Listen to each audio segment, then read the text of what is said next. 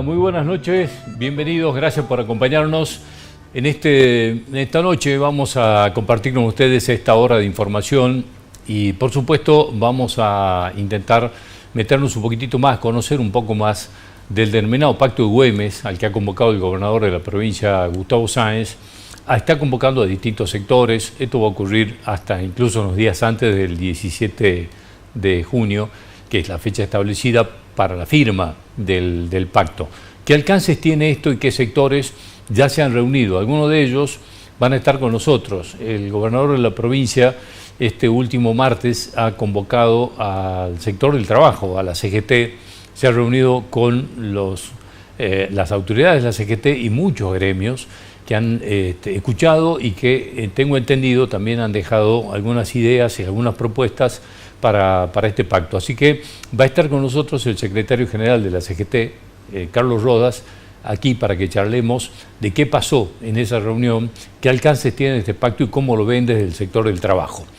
Hoy también vamos a tener, y voy a compartir con ustedes una nota que hemos hecho respecto del denominado RIGI, un tema del que se está hablando muchísimo. Por supuesto que lo vamos a hablar después, está muy relacionado con el tema de la minoría, porque en definitiva se trata de algunas cláusulas de funcionamiento o por lo menos garantías que el Estado le está dando a quienes hagan las grandes inversiones y que estamos discutiendo en estos días que además de esta suerte de garantías o de seguridad jurídica, como les gusta decir a algunos, cuáles son las obligaciones de la contraparte, de quienes vienen a invertir.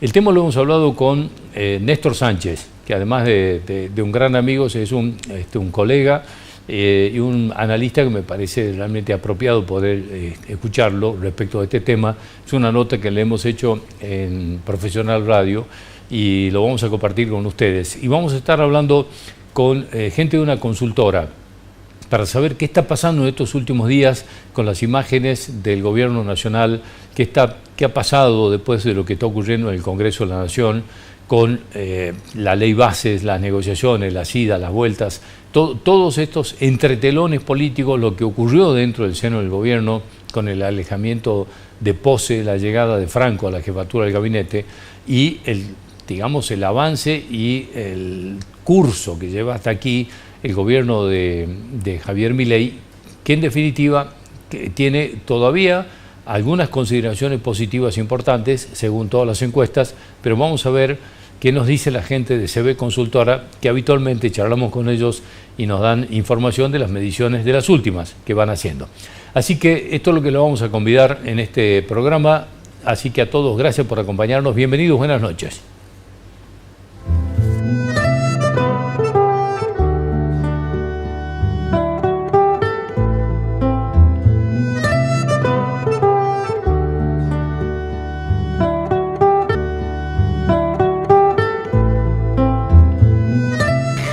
Bueno, Carlos Rodas es el secretario general de la Asociación Bancaria, pero además el secretario general de la CGT de Salta. Han estado este martes reunidos con el gobernador de la provincia en el marco del denominado Pacto de Güemes y queremos charlar con él a ver qué surgió, qué pasó en esa reunión y qué se ha propuesto. Así que, Carlos, muchas gracias por venir, ¿no? Gracias por estar aquí. Gracias, vos, hermano. Un gusto enorme, un gusto enorme. Muy bien, muchas gracias. Bueno, ¿qué pasó? ¿Qué entendés que es el Pacto de Güemes? Más es una carta de intención, un requerimiento que van a hacer al gobierno nacional para que las obras que estaban destinadas a Salta, que se empezaron, que están a medio, que están por terminar, el gobierno cumpla con las partidas que se necesita para que Salta tenga un envión en la economía de las diferentes actividades que tiene el interior de la provincia. Y eso y todo lo que sea un proyecto de crecimiento para los salteños, la CGT va a estar y inclusive aportando ideas. Nosotros quisimos tomar conocimiento de qué se trataba, nos mandaron el borrador y se está trabajando en el mismo para dar una contestación en lo que hace solamente al crecimiento. En ello también están incluidos los trabajadores que hoy están sufriendo una gran desocupación como es lo de los empleados de la construcción por las obras paralizadas ante la decisión de este gobierno nacional que tiene al frente un desquiciado, porque no se puede decir otra cosa de alguien que constantemente ofende, falta el respeto, y ahí me llama un poquito la atención que tantos diputados, senadores son tratados como ratas, etcétera, etcétera, que son sus calificativos, y primero no reaccionen por una cuestión de dignidad personal hacia una familia como persona, y fundamentalmente con la investidura que le da su condición de legislador, porque es a los salteños que representan, y es a los salteños lo que le está diciendo estas cosas. Así que es una situación difícil donde nosotros, como le dijimos al gobernador, el cual hemos sido muy respetuosamente recibidos, tratados, hemos conversado de distintas líneas, comparte muchas cosas de las nuestras. Ya lo hizo anteriormente con la ley antipiquete, donde me expresó que no iba a tocar nada que era referente al derecho de peticionar, de accionar de los trabajadores, y lo cumplió. En este caso, ¿qué mediciones tiene en el sector del trabajo de cómo ha afectado este parate de la obra pública, por ejemplo, en el sector de la construcción? Pero es que de ahí derivan otras cosas, ¿no? Porque no es tan solo, digamos, el obrero de la construcción el que sufre la paralización. Hay mucho más, digamos, los empleados de los corralones que proveen a las empresas de construcción, etcétera, etcétera. Falta una estadística que se debe hacer, que el gobierno a través del Ministerio de Trabajo debe realizar, y con mediana claridad determinar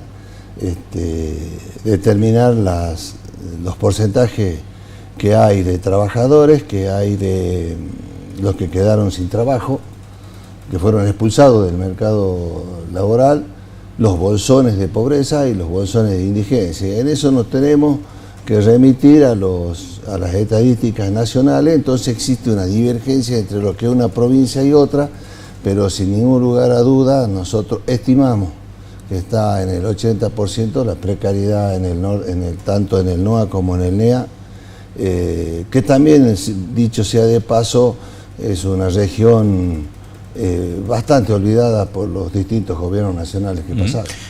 Un tema, hablando de esto, digamos, porque independientemente de la coyuntura actual, dura y difícil, me parece que tenemos como de larga data un problema que nos lleva a un número triste, como es el tema de la informalidad laboral en la Argentina, que tengamos un porcentaje que está tocando casi el 60% en la informalidad.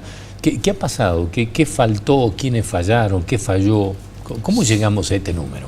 Sin ningún lugar a duda, fallaron los gobiernos del color que lo quieran identificar, tanto la dirigencia gremial, política y las dirigencias barriales. Es de una irresponsabilidad llamativa. Yo, desde mi profundo sentimiento peronista, como vos de tu profundo sentimiento radical, nos duele esta situación de la irresponsabilidad política de los políticos, porque mal usaron la política. Nosotros venimos desde la década del 90 con un gran traidor que tuvo el peronismo, como es Carlos Menem, que privatizó todas las instituciones que generaban un valor económico al país y a las economías regionales, privatizando a valores vil, a valores miserables, todas estas empresas, y dejando una enorme cantidad de desocupados. Llámese YPF, llámese bueno, en su momento fueron ferrocarriles, fueron aerolíneas, fue todo. ¿no? Ferrocarriles terminaron, energía, dejaron pueblos agua. Fantasmas al cerrar los ferrocarriles. Sí.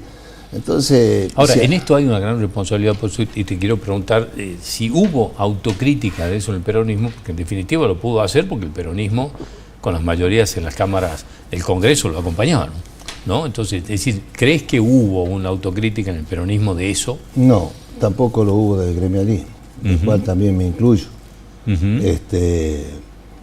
Porque son, es decir, lo dejaron hacer. Claro.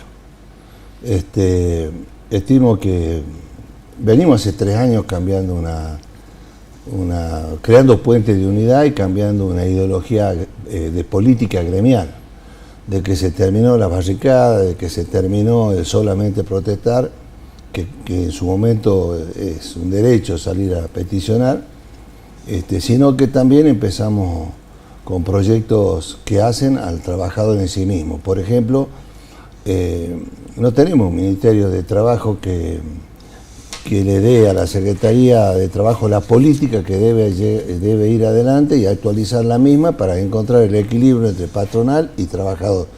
No estamos diciendo que entra un color político y beneficia a esta parte o entra el otro y beneficia a los trabajadores. No, tiene que ser algo donde haya un equilibrio, donde se respeten las leyes, donde puedan crecer las pequeñas y medianas empresas que son las mayores generadoras de empleo.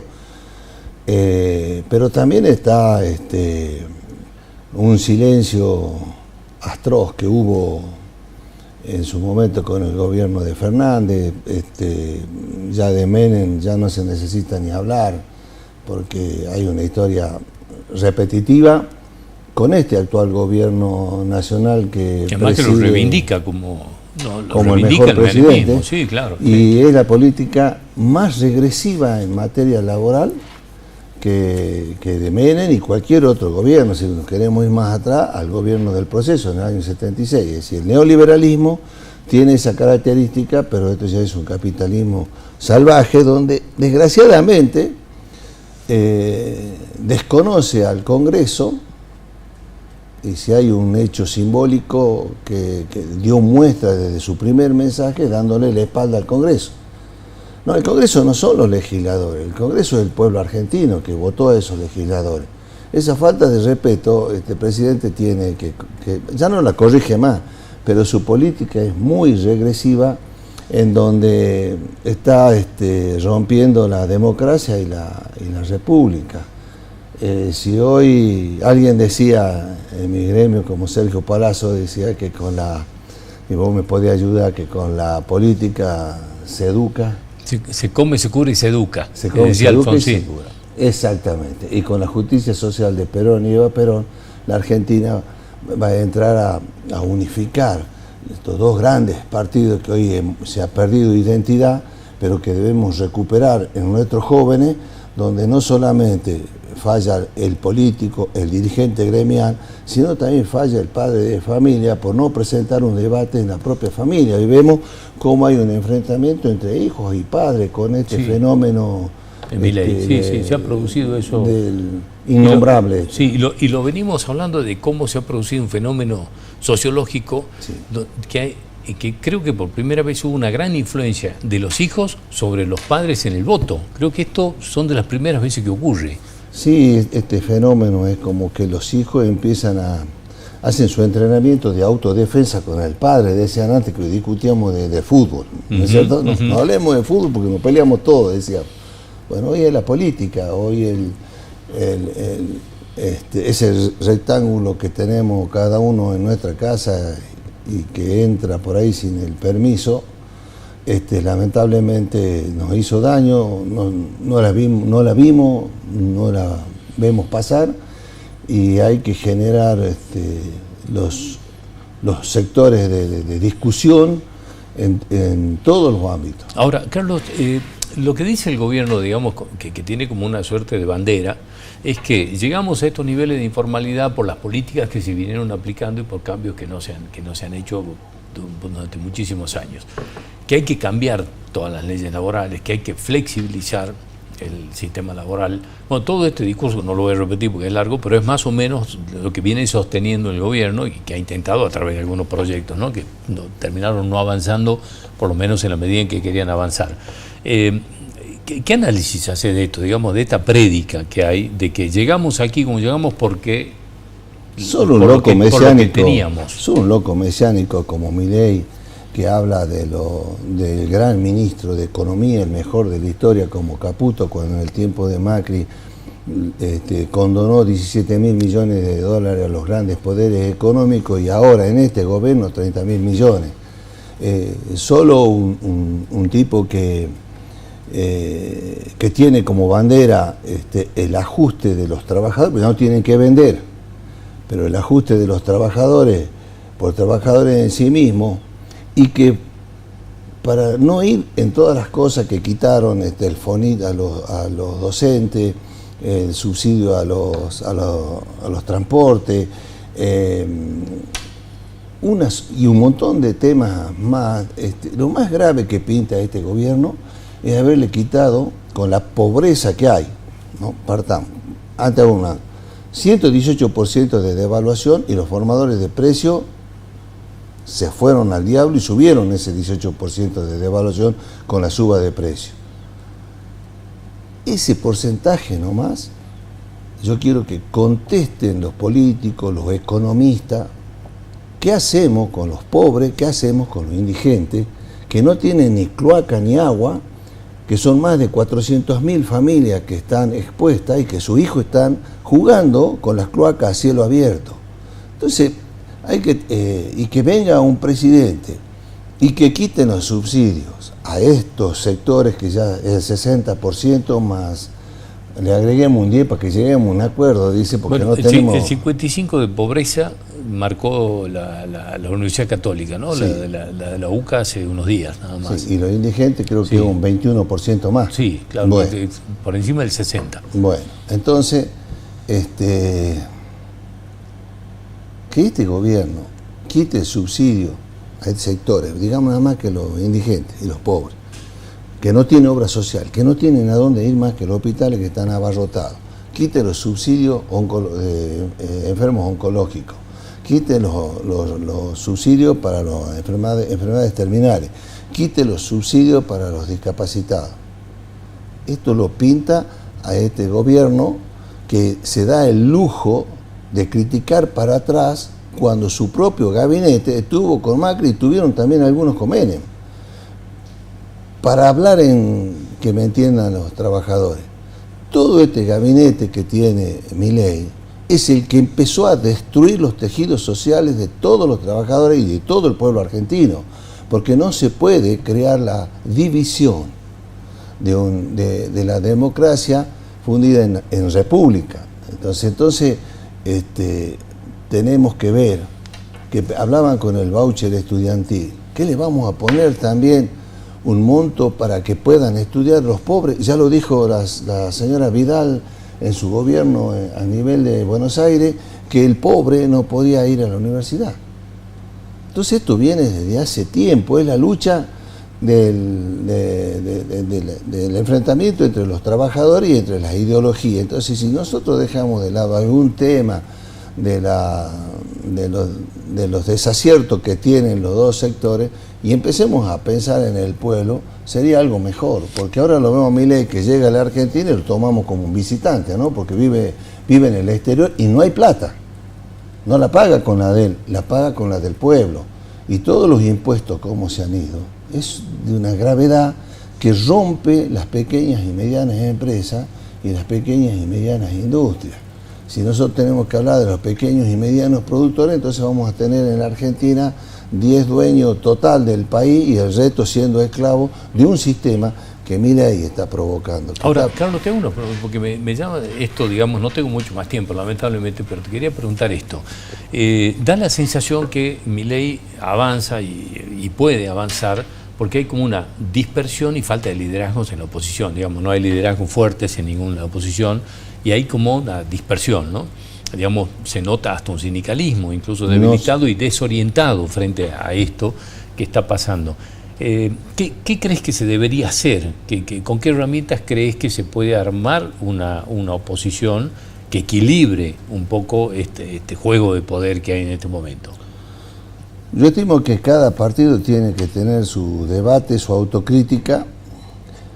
Cada sector del sindicalismo, sobre todo la Confederación General del Trabajo, debe buscar la unidad en el derecho de los trabajadores. Estimo que todas las universidades deben generar estadísticas estadísticas reales, creíbles. Generar también política, no puede ser que este gobierno también anule al científico. Aún se tenía su sector científico y se deje sin efecto. Entonces, salir de esta, que no se va a costar más de 2 o 3 años, significa que debemos estar en la lucha, pero de idea, en las luchas con los proyectos, cuando no entiendan los proyectos en defensa de los trabajadores, y no van a ver al sindicalismo en la calle. Los políticos deben entender que no son de los 4 que tienen 2 años nomás, nos van a mostrar que salen a caminar las calles. También a la par tenemos que caminar. De acá se sale juntos, con mesas de trabajo entre los gobiernos provinciales, las patronales, los empresarios o los productores y el movimiento obrero. Pero no para ir a hacer una catarsis y empezarnos a echar la culpa, sino con proyectos que sean viables para empezar de menor a mayor. Por ahí me dicen que soy un loco cuando les digo, sí, pero los economistas, ¿saben qué tienen que hacer los economistas? ¿Saben qué tienen que hacer los gobiernos? Juntarlo a todo en el DELMI, por ejemplo, a todos los economistas del país. Y como hacen en el Vaticano, hasta que no salga humo blanco, ni siquiera tienen que comer, ni siquiera tienen que salir. ¿Sabes para qué? Para que, no decir que tienen un proyecto de país, ellos tienen un proyecto para cada patronal, para cada patrón que ellos responden, pero que tengan un proyecto de país.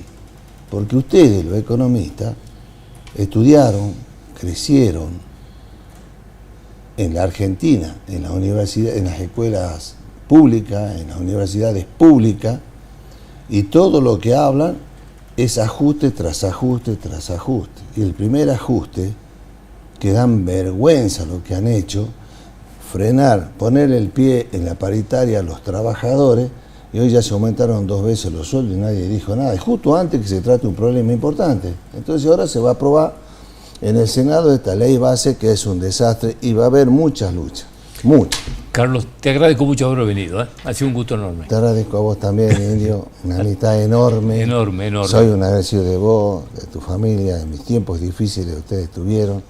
Y no sé por qué cuando estoy con vos me da sed y ya se me acabó el agua. Bueno, ya te van a dar más agua. Gracias por venir, ¿eh? Un gusto enorme. Sí. Ya volvemos.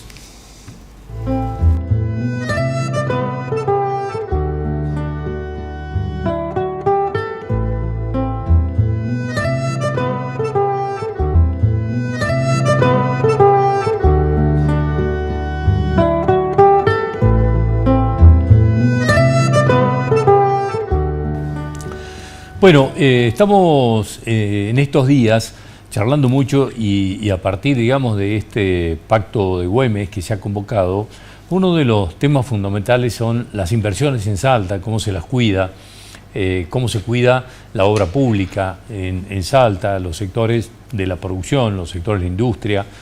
Y hay un tema que se ha empezado a discutir y mucho, que es el tema del RIGI, que es este régimen de incentivo a las grandes inversiones y que tiene a la minería como eje central, por lo menos en Salta, para esto que se supone que es un complemento de un incentivo con determinados beneficios que se le entrega a los sectores que van a hacer inversiones en la Argentina, y se supone que del otro lado esto debe equilibrarse con lo que deberían ser las obligaciones de ese sector que viene a invertir. Hay mucha discusión respecto de esto, hay voces a favor y en contra, hay quienes sostienen que esto es muy bueno y que esto ayuda a la seguridad jurídica que se le debe dar a quienes vienen a invertir, pero del otro lado dicen también que se les está regalando mucho, incluso se les está otorgando lo que ni siquiera pidieron y que se les está poniendo muy pocas cláusulas de obligaciones. Bueno, yo he tenido una nota en Profesional, en la radio, con Néstor Sánchez, que es un muy querido, además reconocido periodista, y que le hemos preguntado sobre este tema, porque es un tema del que entiende mucho, que es un tema que está muy bien informado, y me gustaría compartir con ustedes esta nota que hemos hecho en la radio con Néstor Sánchez, para que tengamos, y vamos a empezar a tener otras más, obviamente, una parte de las opiniones respecto de este régimen de incentivo a las grandes inversiones. Lo voy a saludar a Néstor Sánchez, que está con nosotros. ¿Cómo anda? ¿Bien? ¿Cómo está? Muchas gracias Bien, por no, venir. al contrario. Muchísimas gracias. Pues, le decimos a la gente que el reencuentro con vos es fantástico, porque hacía años que veníamos incluso un poco sin encontrarnos. Sin encontrarnos, sí. Sin encontrarnos, no. Y ahora estamos compartiendo instantes toda la semana. Un montón de cosas. Así que fue un reencuentro maravilloso, realmente. Me encanta. Bueno, estamos escuchando muchas opiniones respecto del RIGI, Y a mí me pareció interesantísimo que nadie habló de un tema, por eso lo relacionamos con el Día del Medio Ambiente, todo lo que tiene que ver esto con el tema del agua. Entonces, decir, che, ¿qué tiene que ver el RIGI con el tema del agua? Bueno, yo quisiera que empecemos por ahí. Me parece bárbaro. Lo que tiene el RIGI con el tema del agua es una cuestión elemental. El RIGI plantea que cualquier insumo que requiera una empresa adherida a este régimen de incentivo de grandes inversiones, la prioridad será de la empresa. ¿Y qué es lo que pasa? En la minería, uno de los insumos es el agua, y el Código de Agua de Salta dice específicamente que la prioridad de uso del agua es el uso humano. Vos me vas a decir, bueno, sí, la minería no necesita agua potable, pero el uso del agua es fundamental. Si vos usás mucha agua salada, lo más probable es que derive después el agua dulce hacia esos compartimentos estancos. Así que el tema del RIGI a mí me parece que en el tema de los insumos, ahí entra el agua de manera fundamental. Yo lo vengo planteando con un suerte paralelismo con la Constitución, en la que tenemos deberes y obligaciones. En el tema del RIGI, me parece que hay beneficios y obligaciones. Es lo que debería haber, se supone. Totalmente. Que doy estos beneficios, estas obligaciones. ¿Cómo está la balanza de los beneficios y de las obligaciones? Y yo te lo voy a decir de alguna manera, negro, nadie te pidió tanto. ¿Por qué? Porque, claro, los beneficios que le dan al RIGI generan una serie de iniquidades con las empresas existentes en la Argentina, que es monstruoso. Te hago una rápida síntesis, después profundizamos cualquiera. Por ejemplo, pueden importar lo que quieran sin pagar aranceles, bienes de capital nuevos o usados. ¿Escuchaste eso? Es decir, que vos imaginate que los tipos tienen liberado todo eso. Cualquier empresa que esté en la Argentina, para importar bienes de capital, tiene que estar pagando los aranceles correspondientes. Impuesto a las ganancias, pagan el 25%. La empresa común tiene que pagar el 35% de impuesto a las ganancias. Si eso no te alcanza, tenés algunas otras medidas, como por ejemplo que cualquier gobierno provincial o municipal que determine una norma que entre en contradicción con este régimen de incentivo de grandes inversiones será nulo, de nulidad absoluta. Eso en la Constitución es una falta de respeto total y absoluto al federalismo. Sí, sin duda, claro. A ver, se está discutiendo en Buenos Aires ahora si no, mirá, le vamos a hacer en vez del 3, el 5% de regalías mineras. ¿Eso entra en contradicción con el RIGI? No tiene validez. La Municipalidad de Campo Quijano está pensando en poner un impuesto por el tema del deterioro, por el paso de los camiones. Bueno, si eso lo sacan con el RIGI vigente, no tiene validez. Es decir, me parece, lo he hablado, no puedo dar la fuente porque fue un off the record, pero lo he hablado con gente de empresas de la minera y le digo, che, si en vez de que ustedes... la otra cuestión, después de 3 años, todo lo que exporten no tienen necesidad de liquidar los dólares acá. ¿Escuchaste eso? Es decir, ¿de dónde se van a sacar los dólares para pagar la deuda externa? Lo que exporten... Entonces, le digo, si en vez de eso le prometen libre acceso al mercado de cambio, no, para nosotros está bien. Es decir, que le están dando más de lo que las empresas reclaman. ¿Qué pasa en los otros países en esto? Que aquí viene esto, digamos, ¿por qué le estamos dando tanto? ¿Qué pasa en los países, digamos, con tradición minera, como Chile, Perú, Bolivia? ¿O qué pasa en países europeos que tienen... liquidan dólares, sí, pueden. Lo que pasa es que ahí tienen libre acceso al mercado de dólares. Y está bien que así sea, tener libre acceso. ¿Por qué? Los tipos, supongamos, taca, te trae 3.600 millones de dólares. No es que los tipos meten la mano en el bolsillo y sacan 3.600 millones de dólares y los traen acá. Los tipos, para llegar a esos 3.600 millones de dólares, toman créditos. Sí, claro. Banco Mundial, grandes corporaciones financieras. Entonces vienen, ponen acá. Cuando los tipos están explotando acá, le entran los vencimientos de esos créditos, no le pueden pagar con pesos, tienen que pagarlo con dólares. Si los tipos tienen que girar utilidades a sus accionistas, necesitan los dólares. Y está bien que le garantices el acceso a eso. Ahora, de ahí a que después de 3 años el total de exportaciones no lo liquides en el país, es una barbaridad. Es decir, ¿por qué? Porque si no, no vas a tener nunca dólares, es elemental. De lo que se escucha respecto de este debate es el tema de la seguridad jurídica que hay que darle, que no somos un país que tiene una tradición de dar garantías, de tener políticas a largo plazo, que se cambian las reglas del juego en medio del partido, bueno, digamos, todo lo que hemos escuchado en esto. De esto, ¿qué pasa con el RIGI y con todo esto? No, lo que el RIGI le da, por eso te digo, le está dando mucho más de la seguridad jurídica, le está dando unas garantías, creo que era por 30 años, es decir, que no se pueden modificar esas condiciones. Y la verdad es que en una de esas condiciones vos las podés modificar si hay acuerdo, si hay consenso. Ahora, si a un empresario vos le das todo, lo más probable es que después no le podés pedir nada, porque ya se lo diste. Yo estoy de acuerdo con el tema de la seguridad jurídica. Es más, hace muchos años, hablando con un amigo, yo le decía, lo que hay que darle a las empresas es la seguridad jurídica, que lo que vos pactaste lo vas a respetar. Dicho de otra manera, en algún momento venía la producción minera, por ejemplo, y no tenía retención a las exportaciones. En ese marco vino el kirchnerismo y le puso retención a las exportaciones. Le alterás el negocio. Entonces, esas cosas está bien que vos garantices de que no se modifiquen. Pero de ahí a todo esto que te estoy hablando, mira, es muy simple. Supongamos que una minera o cualquier otra empresa que venga, una empresa de agro, necesite tractores. Los tractores, lo ideal sería que los compren en Argentina. Sí, claro. Bueno, los tipos no tienen obligación. Primer dato, no tienen obligación de comprarlo en Argentina. Segundo, ese tractor que fabrican en Argentina tiene elementos importados. Esos elementos importados pagan aranceles de importación, pagan IVA, pagan actividades económicas, lo cual le da al tractor un precio. Los tipos en el exterior lo pueden traer sin aranceles y sin ninguno de esos impuestos.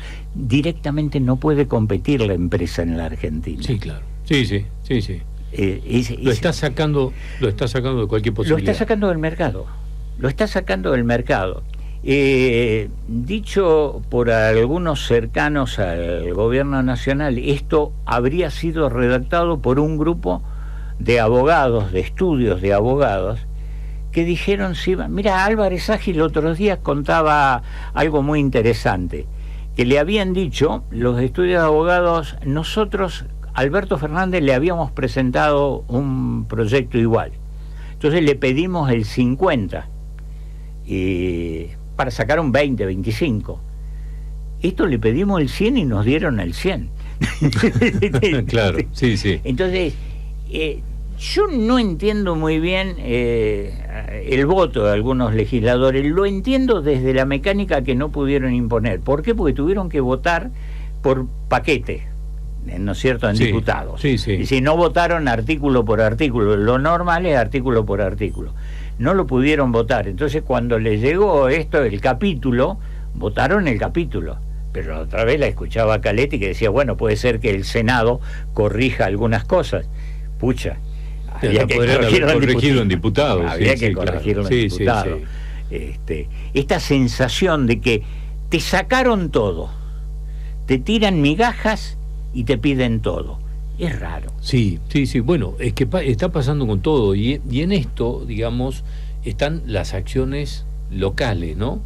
Acciones legislativas o iniciativas legislativas, como, por ejemplo, empezar a discutir que en vez del 3 al 5, si discutimos si es sobre los facturados, si es lo que es traído en la boca.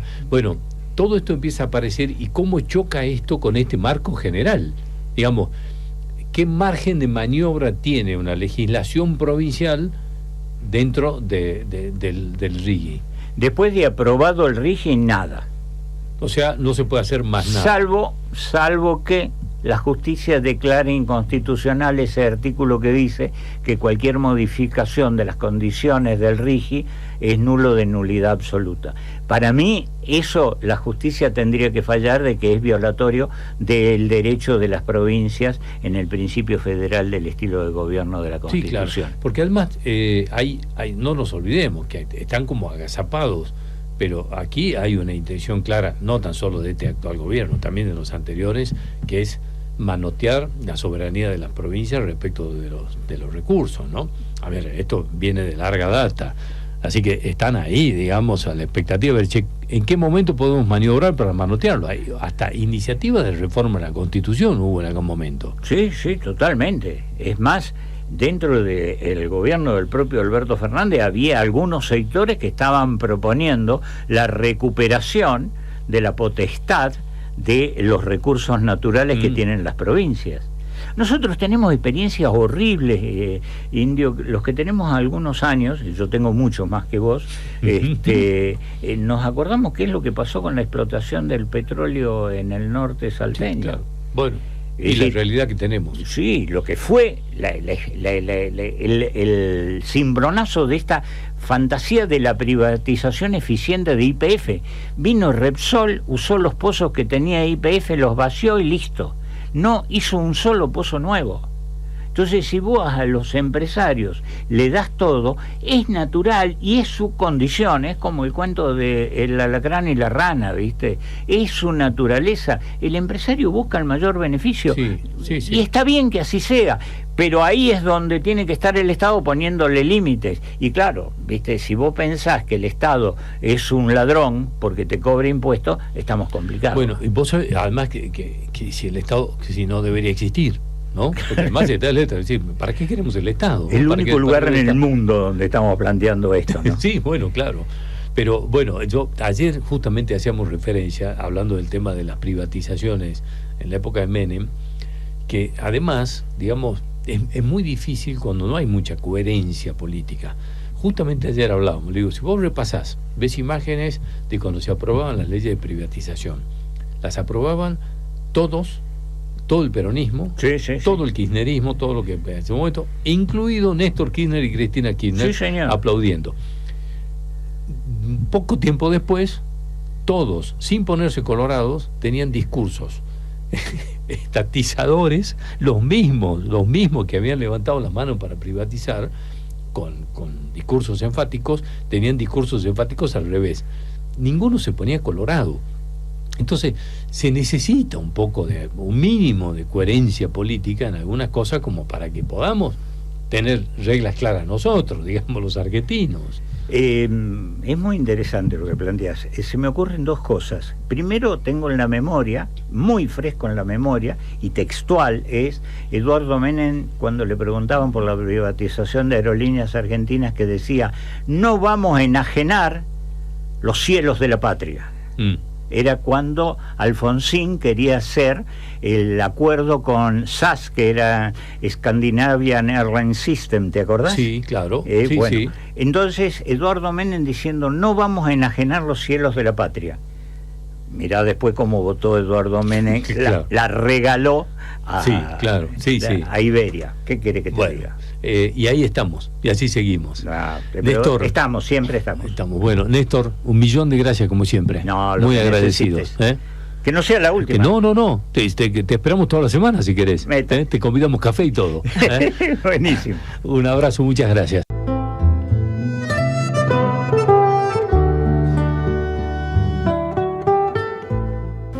Bueno, hoy queríamos conocer un poco el panorama político nacional, a ver qué está pasando con la opinión pública. Por eso hemos invitado al programa de hoy a Martín Bazán, es el subdirector de la consultora CB, a quien habitualmente invitamos al programa, porque además hacen relevamientos en todo el país. Y me parece que hay muchas cosas que se están empezando a evaluar. Obviamente la marcha del gobierno es uno, como la marcha del gobierno, las cosas que puede haber logrado o no, las que no va logrando, cuánto impactan en la imagen del presidente Milei y cuánto de la imagen del presidente Milei impacta en la gestión de gobierno. Entre otras cosas que vamos a tratar de hablar con ellos, así que le voy a agradecer a Martín Bazán, que está en contacto con nosotros hoy día. Martín, muchas gracias por atendernos, como siempre, muy amable, ¿eh? No, por favor, muchas gracias a ustedes por el contacto. Al contrario. Bueno, Martín, contanos un poco, sé que han estado trabajando a nivel nacional con algunos temas, ¿qué temas han incluido y qué está pasando, digamos, con lo que la gente considera como temas prioritarios en lo que se debería trabajar, o cuáles entiende la gente en estos primeros 5 o 6 meses del gobierno de Javier Milei? ¿Dónde están las prioridades de la gente? Si hubo, digamos, alguna modificación en lo que son las eternas prioridades, como la inflación, la desocupación, la inseguridad, etcétera, si hubo variaciones en estas cuestiones. Bien, en relación a las preocupaciones, sí empieza a haber una nueva variable que hace tiempo no estaba, ¿no? Que generalmente, como bien decía, la seguridad y la inflación eran las dos variables que generalmente eran lo que más preocupaba a los argentinos. Hoy la falta de empleo o la seguridad laboral empieza a ser una tercera variable que se mete casi en porcentajes iguales, ¿no?, con la seguridad y con la inflación como las principales preocupaciones de los argentinos. Eso por un lado. Por otro lado, remarcar que en términos de imagen al gobierno no le está costando nada, o incluso la imagen de Javier Milei se mantiene en 54 puntos. Si pensamos que ganó una elección con 56, podríamos decir que los puntos que ha perdido han sido muy pocos, ¿no? Incluso en diciembre ha llegado a estar en 59 puntos de imagen positiva, lo cual nos daría un retroceso de 5 puntos en términos de imagen para el presidente Javier Milei. Lo cierto es que hoy nadie de la oposición está capitalizando esos votos que Javier Milei pierde, y teniendo en cuenta las medidas que se fueron tomando en estos primeros meses de gobierno, no es un costo bastante no tan caro para el gobierno nacional. Sí, claro, digamos, no ha perdido mucho de la opinión favorable frente, digamos, a este shock que ha tenido estas políticas de shock con ajustes muy, muy duros. Entonces, claro, es llamativo esto. ¿A quién le atribuyen que se sostenga en esos niveles de aceptación junto a estas políticas de shock y estos ajustes? ¿Cuáles son las variantes que le ayudan? ¿La atomización de la oposición, la falta de liderazgos o todo eso junto?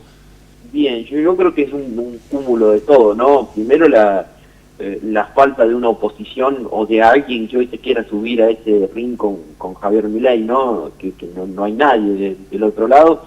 Incluso cuando sí fue un duro golpe para el gobierno nacional y sí se vio afectado con la marcha por la educación pública, por la universidad pública, eso fue algo que afectó al gobierno nacional, y quizás la mayoría de esos puntos que hablábamos que quizás perdió, dio en el transcurso de esa marcha. Pero en las otras marchas en las que movilizó la CGT y quizás las apariciones de Cristina Fernández de Kirchner han hecho fortalecer al gobierno nacional, ¿no? Porque a Milei le sirve para posicionar, bueno, es lo que había ahora o lo que había antes, ¿no? Es marcar esa dicotomía bien fuerte de entre el presente y el pasado, y eso también ha sido una motorización importante para mantener la imagen de Javier Milei. Hoy me parece que estamos transcurriendo tiempos en los que el oficialismo tiene que empezar a mostrar resultados de las políticas tan duras que se tomaron, y quizá hoy los resultados no están a la vista, y lo que intenta hacer Milei no es, bueno, marcar o contraponer lo que hubiera pasado si la Libertad Avanza no ganaba la elección, o mostrar casos de corrupción del gobierno anterior, que es un poco lo que ha pasado con los alimentos, ¿no?, en este último tiempo, en donde quizá hubo un error del oficialismo, pero también muestran y demuestran los errores que se hicieron y se cometieron antes. Entonces me parece que esa contraposición o esa dicotomía del presente y el pasado hace que todavía Javier Milei, sumado a una oposición muy atomizada no pierda los votos que podría llegar a haber perdido con las decisiones que se tomaron en una economía tan golpeada, ¿no? Bien, Martín, te llevo de nuevo al tema de las prioridades y te quería consultar cómo encaja el tema de la inflación, que durante mucho tiempo estuvo a la cabeza de las preocupaciones de la gente, con esta baja de la inflación. La gente ¿cómo lo percibe? Si bajó dentro, digamos, de lo que son los niveles de preocupación de la gente frente a las otras problemáticas, o si se sigue manteniendo como uno de los problemas que más preocupan a la gente. Y quizá antes el problema en específico era la inflación, ¿no? Y quizá el problema es la economía en general. Es cierto que quizá no se puntualiza tanto en la inflación como hace algunos meses atrás, pero sí en todo lo económico, ¿no? En el poder adquisitivo, en distintas variables de la economía y no tanto en la inflación. Eso es cierto y ha bajado en relación a lo que ha bajado también la inflación mensual. De todas maneras, la economía nacional sigue siendo la principal preocupación de los argentinos, seguido muy de cerquita por la seguridad y bueno, y esto que mencionábamos recién, el empleo, tanto en la falta de empleo, en la posibilidad de retener el empleo, es la tercera, pero es cierto que la inflación ha bajado, sigue siendo lo económico lo primero. Dentro de eso económico, bueno, hay distintas variables, la suba de los precios es una importante, ¿no? Pero no tanto como en los meses anteriores. Bien, con respecto al tema de todo lo que está pasando en el Congreso, con la ley base, digamos, las idas, las vueltas, los entretelones de esta pelea política, el alejamiento de Pose, la forma en que se ha hecho de la jefatura de gabinete, la llegada de todo esto, ¿cuánto ha afectado en la gestión de gobierno? Y la última pregunta que te quiero hacer es si la gestión de gobierno acompaña más o menos los porcentajes de la imagen que tiene Javier Milei, que me decías que es del 54%, ¿cómo está la gestión del gobierno? Bien, sí, la gestión de gobierno y la imagen de Milei caminan muy cerca, ¿no? Muy de la mano. La gestión de gobierno estaba en 53.5%, muy cerquita de los 54 puntos de imagen positiva que charlábamos anteriormente. También sostenido por un personalismo muy fuerte del presidente, ¿no? Hoy la escena política nacional pasa por la figura del presidente y eso también hace que la gestión esté muy atada a la imagen de Javier Milei. Es cierto, una de las cosas que ha golpeado un poco más a esa gestión de gobierno, más allá de los distintos cambios que se dieron en el gabinete, fue la suba de los sueldos, tanto en senadores como antes había sido en diputados, que después se dio marcha atrás, pero ha sido una de las principales o de las cosas más cuestionables, ¿no? Que han marcado los votantes del propio Javier Milei incluso al oficialismo. Lo mismo también, como marcábamos antes, la situación de las universidades públicas, que ha sido uno de los puntos quizá donde el votante ha marcado en rojo la gestión por ahora del gobierno nacional. Bien, Martín, te agradezco muchísimo la información y por haber aceptado esta invitación. Como siempre, muchas gracias por habernos acompañado. No, por favor, muchas gracias a ustedes por el contacto. Hasta luego. Y hasta cualquier momento, muchas gracias. Bueno, hasta aquí llegamos nosotros. Gracias por acompañarnos. Nos vamos a reencontrar el próximo domingo a las 8 de la noche en esta misma casa. Que terminen muy bien esta jornada.